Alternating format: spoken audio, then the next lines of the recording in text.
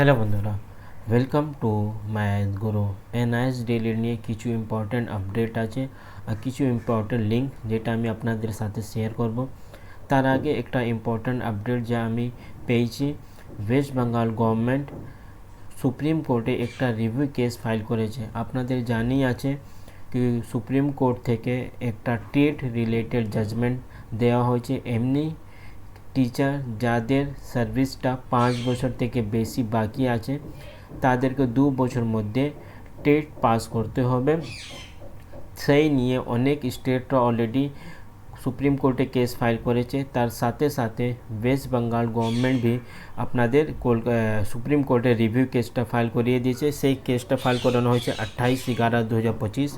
Diary নাম্বারটা আপনারা দেখতেই পাচ্ছেন 6880/2025। কিন্তু এই টেট রিলেটেড সব থেকে বেশি সমস্যা এনআইএস ডিএলএডদের স্টেট গভর্নমেন্ট আর প্রাইমারি বোর্ড কলকাতা হাইকোর্টে করছে। ওয়ান সাইড নিজেই স্টেট গভর্নমেন্ট আর প্রাইমারি বোর্ড সুপ্রিম কোর্টে রিভিউ ফাইল করছে কি টেট রিলেটেড যে একটা ম্যান্ডেটরি অর্ডারটা পাস করেছে সুপ্রিম কোর্ট, সেইটাকে যারা আগে থেকে ইন সার্ভিস ছিল তাদেরকে একটু রিল্যাক্স করা হোক। নিশ্চয়ই ওখানে একটা টাইম বাউন্ডেশন আছে। 2010 পরে যারা চাকরি পেয়েছে, 2011 পরে যা চাকরি পেয়েছে, আগে যারা চাকরি পেয়েছে তাদের জন্য আছে। কিন্তু সুপ্রিম কোর্টে স্টেট গভর্নমেন্ট কেন গিয়েছে? কারণ আমাদের বিরুদ্ধে যখন এনআইএস ডিএলএড জাজমেন্টটা এসেছিলো সেই সময় তো প্রত্যেকটা লিডার, প্রত্যেকটা অফিসার, প্রাইমারি বোর্ড তো বলেছিল কি এটা সুপ্রিম কোর্টের জাজমেন্ট আছে, সেইটাকে আমরা কিছু করতে পারবো না। তারপরে আমরা নিজের পক্ষেই জাজমেন্টটা যখন নিজেই নিয়ে এসেছি, তারপর ওখানে নানা রকম লুপ হোলটা খুঁজে বের করে এনআইএস ডিএলএডদেরকে কী করে বাদ দেওয়া যাবে সেইটা নিয়ে চক্রান্ত চলছে। যাই হোক, এই মামলাটা প্রাইমারি বোর্ড আপনাদের প্রাইমারি বোর্ড বলছি, স্টেট অফ ওয়েস্ট বেঙ্গল নিজেই ফাইল করেছে। আর ওখানে ওরা প্রেয়ার রেখেছে কি টেট রিলেটেড যা একটা বাউন্ডেশন আছে সেখানে একটা রিলিফ দেওয়া হয়।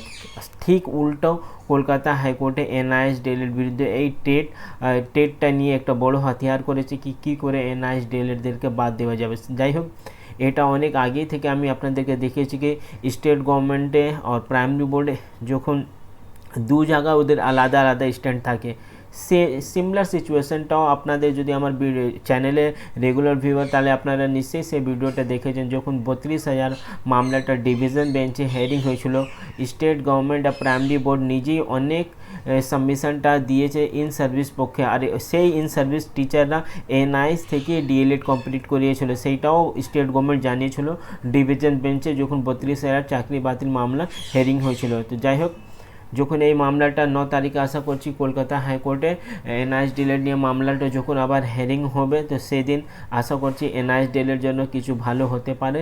কিন্তু এর মাঝখানে 2-3টে একটা আপডেট আছে। অনেক এমনি ক্যান্ডিডেট যাদের আইডি কার্ডটা ওরা হারিয়ে ফেলেছে, কারণ ম্যাক্সিমাম তো জানাই ছিল না কি এই ডিগ্রি 7-8 বছর পরে আমাদেরকে এইসব ডকুমেন্টগুলোটা নিজের এলিজিবিলিটি ক্রাইটেরিয়া আর আমাদের ডিএলএড ডিগ্রিটা ভ্যালিড আছে কি ভ্যালিড নেই সেইটা নিয়ে আমাদেরকে একটা বড় লড়াই করতে হবে। কিন্তু যাদের আইডি কার্ডগুলোটা হারিয়ে ফেলেছে, আপনারা লিঙ্কটা এখানে দেখতে পাচ্ছেন, এই লিঙ্কটা এক্ষুনি অবধি অ্যাক্টিভ আছে এনআইএস ওয়েবসাইটে। তাহলে এই লিঙ্কটা প্রথমটা যা আমি আপনাদেরকে শো করছি সেইটা হলো আপনাদের আইডি কার্ডটা ডাউনলোড করানোর জন্য। এই সব ডিটেলটা দিয়ে আপনি নিজে আইডি কার্ডটা ডাউনলোড করতে পারবেন। তার সাথে সাথে যদি আপনার কোনো অ্যাডমিশনটা যখন আমাদের তো আপনাদের জানাই আছে কি এনআইএস থেকে যখন ফর্ম ফিল আপ পরে যখন পেমেন্টগুলোটা হয়েছিল, সাথে সাথে অ্যাডমিশনটা আমাদের কনফার্ম হয়নি। একটু পরে যখন ভেরিফিকেশন প্রসেসটা কমপ্লিট হয়েছিল স্টেট কোঅর্ডিনেটর থেকে, তারপরে স্কুলের প্রিন্সিপাল থেকে, তারপরে অ্যাডমিশনটা কনফার্ম হয়েছিল। সেই সময় একটা পেজটা ডাউনলোড করা, নেট থেকে সবাইকে সেই কনফার্মেশন পেজটা ডাউনলোড করা বলা হয়েছিল 2017 সালে। যদি কারোর পাশে সেই কনফার্মেশন পেজটা না থাকলে আপনারা এই লিঙ্ক থেকে নিজের কনফার্মেশন পেজটা ডাউনলোড করে রাখুন কি আমাদের যখন অ্যাডমিশন করা হয়েছিল সেইটা ভেরিফিকেশন পরে কনফার্মেশনও অলরেডি হয়ে গিয়েছিল এনআইএস বোর্ড থেকে। তাহলে এই দুটো লিঙ্ক অনেক ইম্পর্ট্যান্ট আছে। প্রথমটা হলো আইডি কার্ডটা যদি কারোর হারিয়ে গেলে আপনারা এই ডিটেলটা দিয়ে এই ওয়েবসাইট থেকে আপনারা নিজের আইডি কার্ডটা ডাউনলোড করতে পারবেন। এর সাথে সাথে কনফার্মেশন অ্যাডমিশন আমাদের যখন ভেরিফিকেশন পরে কনফার্ম হয়েছিল সেই সময় একটা আলাদা করে পিডিএফ ডাউনলোড করার মানে এনআইএসে একটা নোটিশ ছিল কি সেই কনফার্ম হয়েছে কি হয় না আমাদের অ্যাডমিশন, সেইটা আমরা অনলাইনে দেখতে পারবো। তো সেই লিঙ্কগুলোটা আজ অবধি অ্যাক্টিভ আছে। এই দুটো লিঙ্ক আমি নিজে টেলিগ্রাম চ্যানেলে শেয়ার করে দেবে, সেখান থেকে আপনারা নিজে এই আইডি কার্ড আর কনফার্মেশন পেজটা ডাউনলোড করে প্রিন্ট আউটটা করে রাখুন। দরকার হলে সেইগুলোটা আমাদেরকে ভেরিফিকেশন সময় নাহলে কলকাতা হাইকোর্টে যখন আবার হেয়ারিংয়ে যদি কিছু নতুন তথ্যটা আসলে এইগুলো সাবমিশনটা আমাদেরকে হতে পারে দিতে হবে।